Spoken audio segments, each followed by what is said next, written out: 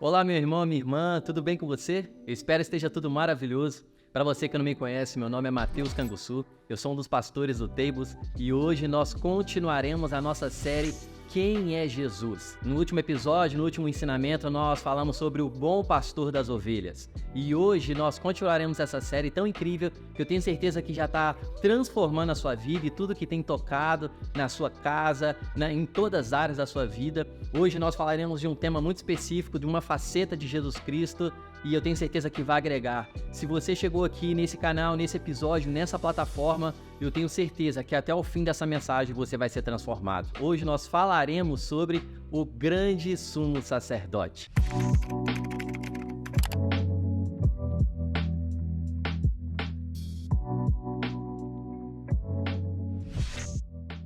Talvez você já ouviu falar sobre esse termo, sacerdote ou sumo sacerdote, mas hoje nós não vamos falar sobre o sacerdote ou só o sumo sacerdote. Hoje nós falaremos sobre o grande sumo sacerdote. Existe um adjetivo aí que muda toda a explicação do texto bíblico. Se você está com a sua Bíblia, eu te encorajo a você pegar ela se você pode. É em Hebreus capítulo 4, hoje nós meditaremos na carta aos Hebreus capítulo 4, a partir do verso 14 até o 16. São 3 versículos que eu tenho certeza que vai transformar a nossa vida. Mas antes de nós entrarmos mesmo, ler a palavra, meditarmos na palavra, eu queria falar um pouco, introduzir aqui para você alguns aspectos da carta aos Hebreus e também a respeito dessa série. Se você não viu o último episódio, vá lá no último episódio, escute essa palavra, eu tenho certeza que vai ser algo contínuo que vai transformar a sua vida. E nós falamos sobre o bom pastor das ovelhas, aquele que vai à frente, aquele que nos limpa, nos purifica, tira todo o carrapicho, tira toda a sujeira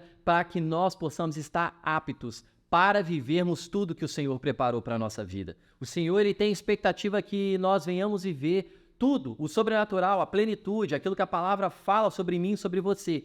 Porém, nós precisamos estar em Cristo Jesus, para que assim Ele seja o nosso bom pastor. E nós falamos disso, eu não vou entrar aqui nesse aspecto, mas volte lá nesse episódio, eu tenho certeza que vai te transformar. Hoje nós vamos focar sobre o grande sumo sacerdote. Primeiramente, falando sobre a carta dos Hebreus, Hebreus é conhecido por muitos estudiosos como o quinto evangelho. Por que o quinto evangelho? Porque quando você vai estudar os 4 evangelhos, Mateus, Lucas, Marcos e João, você vai entender que fala sobre a vida terrena de Jesus Cristo. Porém, Hebreus vai falar da vida celestial de Jesus Cristo. Uau! Já temos algo específico aí. Então, os estudiosos trouxeram exatamente essa conotação de o quinto evangelho, digamos assim, porque se fala do ministério de Jesus, porém não terreno, mas celestial.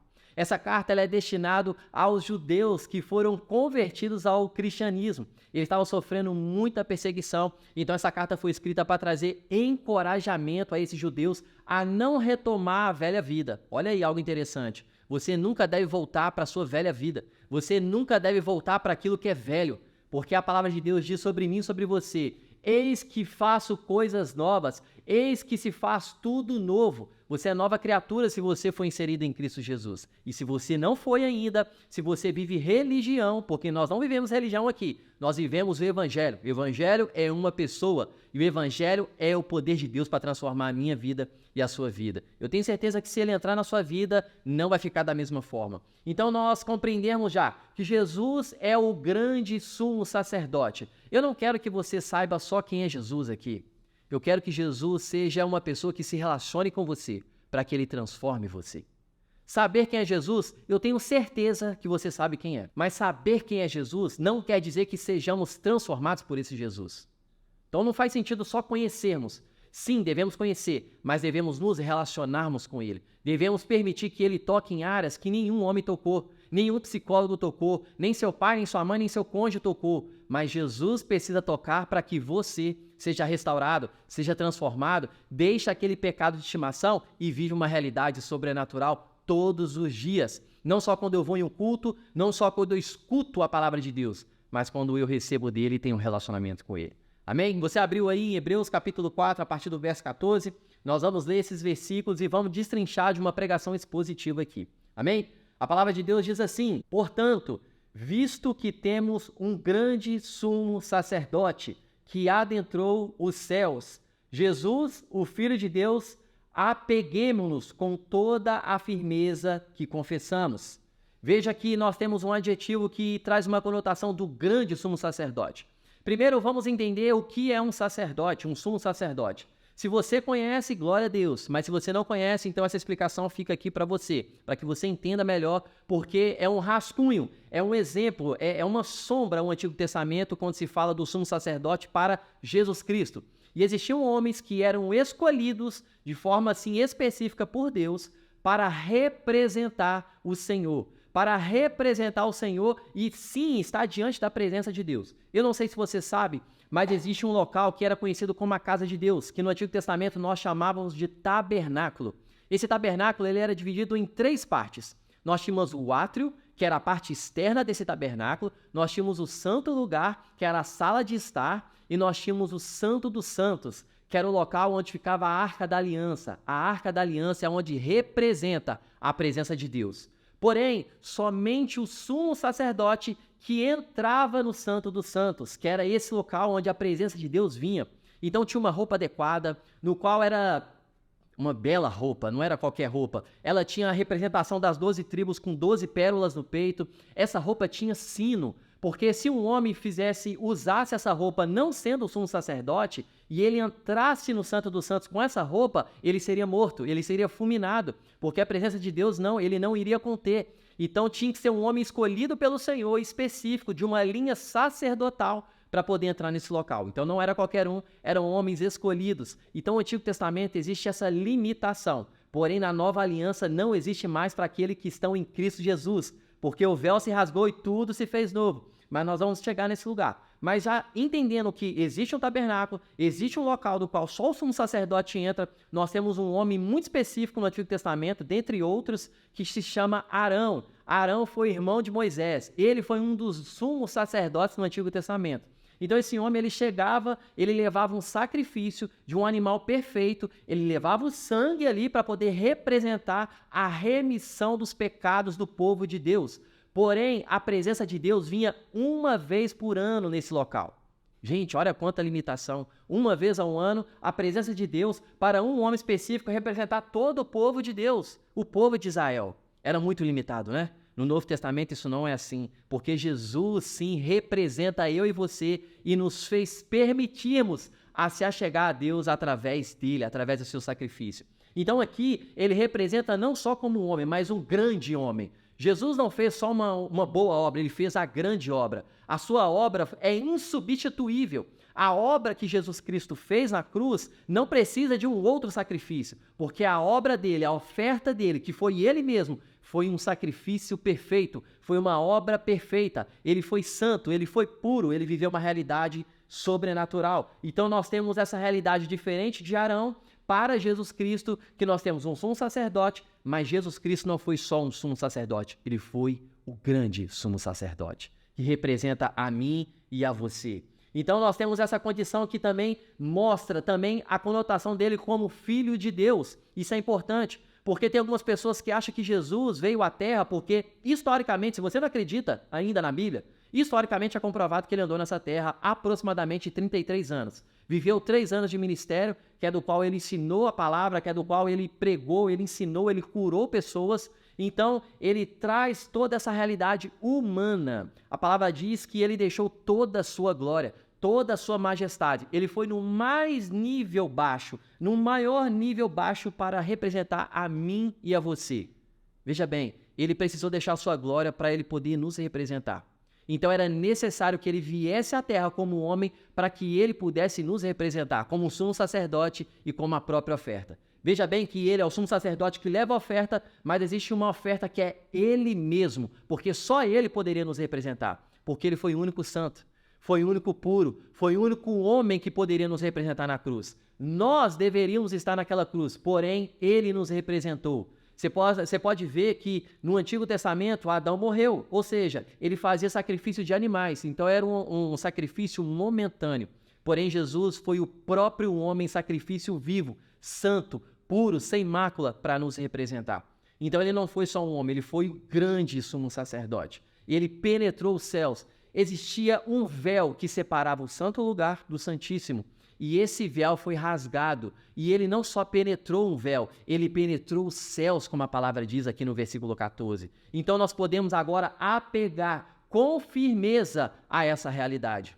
Não importa o pecado que você tem, importa você deixar esse pecado de lado, se arrepender, pedir perdão a Deus e se achegar com firmeza ao nosso Rei, achegar com firmeza ao nosso sumo sacerdote, ao nosso grande sumo sacerdote.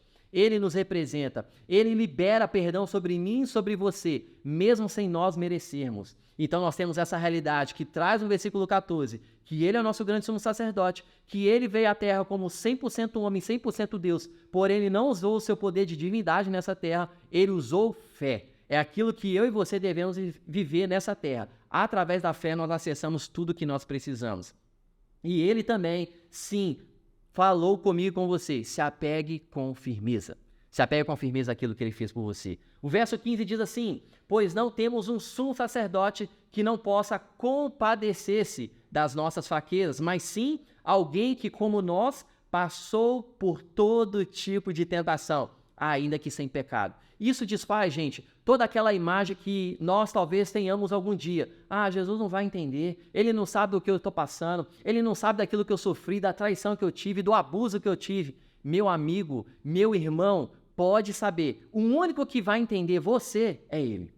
Talvez a sua mãe não vai entender, talvez o seu cônjuge não vai entender, talvez o seu chefe, seu melhor amigo, ninguém nessa terra vai te entender, mas uma pessoa vai te entender daquilo que você está passando neste exato momento, Jesus Cristo. Porque ele passou por todas as situações aqui nessa terra. Ele sofreu. A palavra diz que ele suou sangue. E se você for estudar isso um pouco na medicina, eu não sou nada, né, da parte da área da medicina, mas quando você estuda um pouco a respeito disso, o estudo diz que é um alto índice de estresse que Jesus chegou para ele poder suar sangue.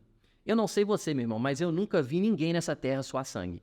Existe essa possibilidade. Mas eu estou falando algo com você para que você entenda que ele chegou a um alto nível de estresse. E esse momento é quando você lembra dessa passagem que ele fala para ele afastar do cálice. Ele está falando da ira que ia cair sobre ele. A ira que deveria cair sobre mim, sobre você, iria cair sobre ele. Então ele estava num alto índice de estresse no qual ele suou sangue. Ele sabe do que você está passando. Ele sabe desse problema que você está enfrentando. E ele se compadece de você. E você precisa entender que ele está com você neste momento. Ele está com você, meu irmão. Ele te abraça nessa hora. Ele se compadece do seu coração, da sua mente. Ele te limpa e te purifica. Ele sabe, de fato, tudo que você já passou no seu passado. Ele sabe do que você vai passar no seu futuro. O meu futuro e o seu futuro é passado para Deus porque ele está fora do nosso tempo. Existe o Cronos e o Kairos, ele está no Kairos, o tempo perfeito, o tempo dele, o tempo de Deus. Ele já sabe o que você vai passar e ele já está de braços abertos. Se você pecou, se arrependa, ele se compadece de você. Se você está passando por algum problema que você não saiba resolver, ele resolve. Permita que o Deus do impossível entre nessa situação. Amém? Que ele possa resolver essa situação do qual você esteja passando neste momento. Ele sabe do que você está passando. E no verso 16, para nós finalizarmos, diz assim, assim aproximemo-nos do trono da graça. Mas ele não fala só para aproximar do trono da graça. Olha o que ele fala. Nos aproximemos com toda confiança. Quando você peca, meu irmão, deixa eu te fazer uma pergunta. E responda aí ou anote se você puder. Quando você peca, você corre de Deus ou você corre para Deus? Eu já tive diversos momentos por não ter ensinamento à luz da palavra. Quando eu pecava, eu corria de Deus por medo. Tem muitas pessoas que vivem uma realidade, e talvez você se encontre nessa realidade, que parece que Deus está com um raio na mão, esperando você errar, só para jogar um raio na sua cabeça e te fulminar. Meu irmão, sim, existe consequência quando nós falhamos e erramos, e nós vamos pagar por esses erros. É a lei da semeadura. Mas quando nós afastamos de Deus, automaticamente você já se agride. Porque a falta da presença de Deus já é uma agressão. Porque o que é a falta da presença de Deus? Escuridão, trevas. Jesus ele precisa fazer parte do meio da escuridão da nossa vida. Jesus ele precisa fazer parte do meio dos problemas da nossa vida. Sabe quando que a nossa fé ela aparece? No meio da necessidade. Sua fé nunca vai aparecer quando tudo está ok. A sua fé, ela não só vai aparecer como ela deve aparecer no meio dos problemas. É isso que vai fundamentar que você, de fato, você é um filho de Deus. Que você vive verdadeiramente a palavra de Deus. Você é transformado pela palavra e vive segundo a palavra. Então ele fala, aproxime do trono da graça. O que é o trono da graça? O próprio trono de Deus. Se aproxime de mim com confiança. Não precisa ter vergonha. Eu sei que o inimigo coloca na sua mente porque você tem um pecado de estimação. Deixa eu te falar, continue indo na sua comunidade de fé, continue congregando na igreja, continue com os irmãos. Quão bom é a comunhão com os irmãos. Pode ter certeza. Quando a palavra ela vai entrando, a palavra vai te libertar. Conhecereis a verdade e a verdade vos liberta. Se você tem um vício, meu irmão, e você está com receio, você está se sentindo condenado, seja o que for esse vício, continue escutando a palavra, continue tendo seu tempo com Deus, ainda que você não tenha se libertado totalmente do seu vício, porque você vai ser liberto. Creia nessa palavra, se aproxime de Deus que Ele vai te libertar desse vício, Ele vai te libertar deste problema. Não existe um problema do qual Jesus não possa resolver. Não existe algo que o Senhor não possa fazer pela sua vida, meu irmão. Ele já sabe o que você está passando. Se tem uma pessoa que sabe, é Ele. Mas Ele quer que você fale com Ele. Ele quer que você se arrependa se for necessário, para que você possa tomar posse daquilo que Satanás roubou de você. Olha como que termina esse versículo. A fim de que recebermos misericórdia e encontramos graça que nos ajuda no momento de necessidade. Misericórdia, meu irmão, é aquilo que eu e você merecemos. E o que eu e você merecemos? Juízo, condenação. Só que a palavra de Deus fala que a misericórdia se renova todos os dias. Todos os dias ela se renova sobre a minha vida e sobre a sua vida. Você não merecia, mas ela se renova. E o que é a graça, pastor Mateus? O que é essa graça? Graça é aquilo que eu e você não merecemos, mas Ele nos concede.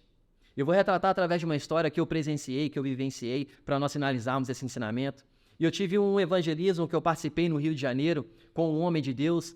E esse homem, quando ele chegou a primeira vez nessa comunidade, uma grande comunidade no Rio de Janeiro, que ela tem um alto índice de violência, e ele se deparou ao chegarmos, né, no início, quando ele mora hoje nessa comunidade, mas quando ele chegou no início dessa comunidade, né, para poder morar nesse local, e ele se deparou com uma criança.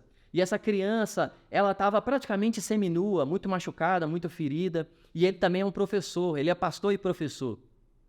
E o coração dele se compadeceu naquele momento, falando assim, nossa, eu vou dar o melhor para essa criança. Eu nem o conheço, mas eu vou dar o melhor. Ele fala que ele foi para um shopping, ele comprou as melhores roupas, ele comprou vários brinquedos e ele retornou para poder entregar isso tudo para a criança.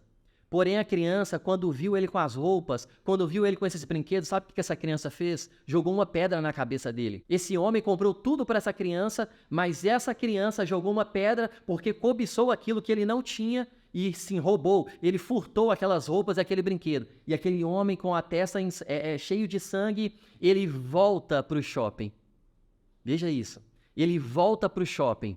Ele compra tudo novamente, as mesmas roupas, as melhores roupas, compra os brinquedos novamente e retoma para essa comunidade.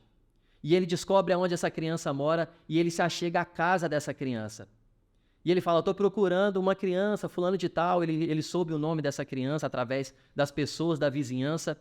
E o pai chegou, viu que ele estava com um brinquedo em casa e com aquele senso de justiça do pai, se achegou a esse pastor, esse homem que ele nem conhecia, falou assim, o que é isso que você está nas mãos? Parece algo que você quer presentear o meu filho, porque era o único filho que ele tinha. Meu filho não merece isso que você está trazendo. E esse pastor, ele olhou para esse homem, mesmo sem conhecer, olhando para a criança, sem entender, a criança não estava entendendo nada. Ele falou com essa criança e falou com esse homem.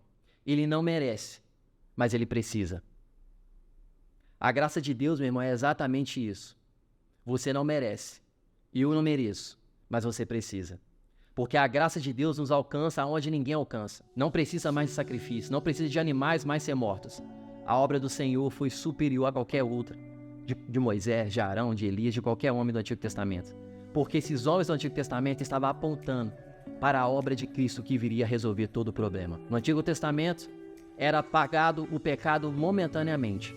Jesus, ele veio resolver o problema de uma vez por todas. Ele pagou o preço por mim e por você. Ele é o grande sumo sacerdote.